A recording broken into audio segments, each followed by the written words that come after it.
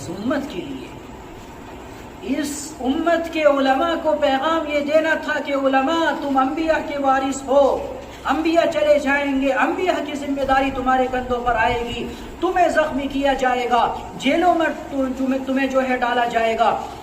تمہیں ستایا جائے گا، کوڑے لگائے جائیں گے، تمہیں جیلوں میں آتنکواد کے نام پر جو ہے ڈالا جائے گا، تمہیں مسجدوں سے نکالا جائے گا، تمہارے اوپر وہ لوگ ظلم کریں گے جو دین سے کوسوں دور ہیں، تمہارے اوپر وہ لوگ اپنی رائے دیں گے، اپنے حکم چلائیں گے جو شریعت کے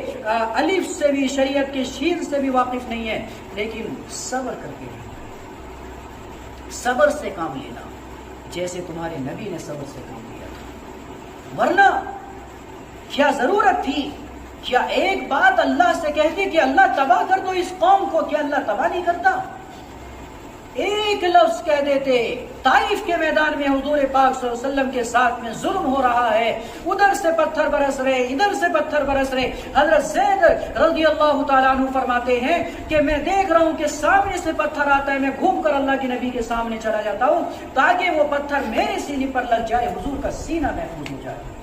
مجھے دکھتا ہے کہ پیچھے سے پتھر آ رہا ہے، میں گھوم کر پیچھے آ جاتا ہوں تاکہ وہ مجھے پتھر لگ جائے، میرا نبی محفوظ رہ جائے، میرا نبی زخمی نہ ہو۔ یہ حضرت زید رضی اللہ تعالیٰ عنہ کہتے ہیں کہ اس کے باوجود بھی حضور لہولہان ہوتے ہیں، خون بہ رہا ہے، سر سے خون بہ رہا ہے، جوتیوں میں خون بہ چکا ہے، جوتیاں تر ہو چکی ہیں خون کی۔ جبریل آتے ہیں، کہتے ہیں کہ پیغمبر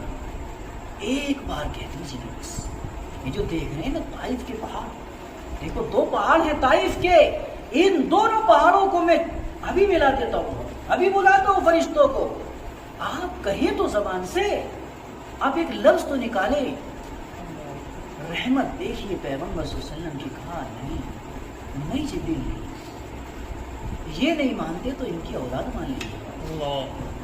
یہ نہیں مانتے تو ان کے بچے مان لیں گے، یہ نہیں مانتے تو ان کی نسل مان لیں گے۔ جبریل مجھے ظلم برداشت ہے، ٹھیک ہے انہوں نے لہولہان کیا، ٹھیک ہے انہوں نے میری بات کو نہیں سنا، ٹھیک ہے انہوں نے ظلم کیا، ٹھیک ہے انہوں نے میرا خون بہایا، لیکن میری امت ہے، میری امت ہے۔ تو علماء کرام کو بھی یہ سبق رکھنا پڑے، چونکہ آج علماء اسی نبی کے وارث ہیں،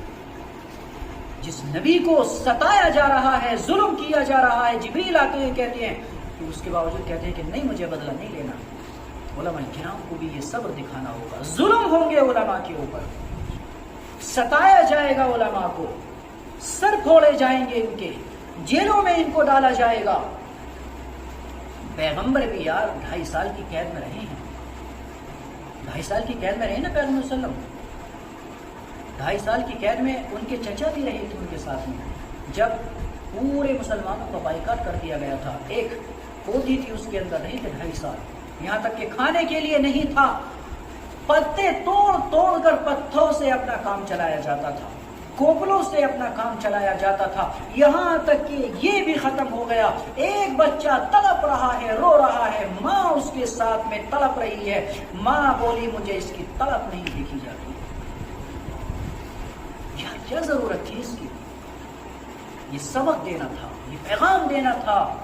کہ قوم کے جیالو، شریعت کے رکھوالو، شریعت کے نشر و اشاعت والو، شریعت کے پھیلانے والو، آج جو یہ ظلم ہو رہا ہے حضور کے اوپر، حضور کے ماننے والوں کے اوپر، کل یہ ظلم تمہارے اوپر بھی ہوگا۔ جو صبر کیا تھا حضور کے ماننے والوں نے، جو صبر کیا تھا حضور نے، کل یہ صبر تمہیں بھی کرنا پڑے گا۔ حضرت شیخ الہند جیل میں رہتے ہیں، حضرت شیخ الہند رحمت، جس کی وجہ سے آج آزادی ہندوستان کو ملی ہے، ہم نے تاریخ اپنی بلا دی ہے، آزادی ہی شیخ الہند کی وجہ سے ملی ہے۔ میں اگر تاریخ بتانے پر آؤں تو ٹائم لگ جائے گا، کسی دن بتاؤں گا انشاءاللہ کہ تاریخ کیا ہے۔ ابھی یہ سمجھے کہ شیخ الہند کی وجہ سے آزادی ملی ہے آپ کے انڈیا کو، بھارت کو، جس کو انڈیا بھارت میں آج جو ہے لڑائی ہو رہی ہے۔ تو حضرت شیخ الہند جو ہے مالٹا کی جیل میں تھی، آپ سے کہا کہ فتویٰ واپس لے لو، کہا کہ بلال کا نائب ہوں، بلال کا غلام ہوں، اس بلال کا غلام ہوں جس کو مکے کی تپتی ہوئی ریت پر زمین پر لٹایا جاتا، کھال پگھل جاتی، ماس پگھل جاتا، ماس چمک جاتا اور ہڈیاں چمک جاتی، وہ بلال احد احد کرتا، میں بھی اسی بلال کا غلام ہوں، اپنے فتوے سے واپس نہیں ہوں گا۔ حضرت شیخ الہند کا شاگرد شیخ الاسلام مولانا حسین احمد مدنی فرماتے ہیں کہ میرے استاذ کے پیٹھ پر سلاخوں سے گرم گرم سلاخیں لائی جاتی، ان سے داغا جاتا تھا، جس کی وجہ سے ماس ختم ہو گیا تھا، ہڈیاں چمک گئی تھی۔ کیا ضرورت تھی؟ کیا شیخ الہند کے پراپرٹی نہیں تھی؟ کیا شیخ الہند کے پاس میں خاندان نہیں تھا؟ کیا ضرورت تھی؟ اس امت کی ضرورت تھی، اس قرآن کے پھیلانے کی ضرورت تھی۔ جیل سے آ کر کہا کہ مجھے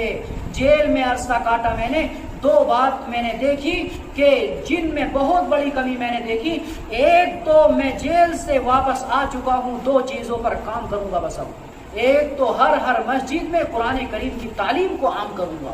دوسرا جو ہمارا آپسی اختلاف ہے اس کو ختم کروں گا۔ یہ دو چیزیں ہیں جو اسلام کو پیٹ رہی ہیں، یہ دو چیزیں جو اسلام کو پیچھے چھوڑ رہی ہیں۔ حضرت شیخ الہند نے مالٹا کی جیل میں 2.5-3 سال کاٹنے کے بعد میں کہا کہ میری جیل میں رہنے کا خلاصہ صرف دو باتیں ہیں، دو باتوں پر اگر مسلمان عمل پیرا ہو جائیں، قرآن کریم کی تعلیم ہر مسجد میں عام ہو جائے، آپسی اختلافات کو بلا لے، مسلمانوں کو مٹانے والا کوئی نہیں۔ یہ حضرت شیخ الہند نے کہا۔ خیر ٹائم بہت زیادہ ہو رہا ہے، ایک آیت کی تفسیر ہوئی ہے، اس کا ترجمہ سن لیجیے انشاءاللہ آئندہ پھر اس کی تفسیر کریں۔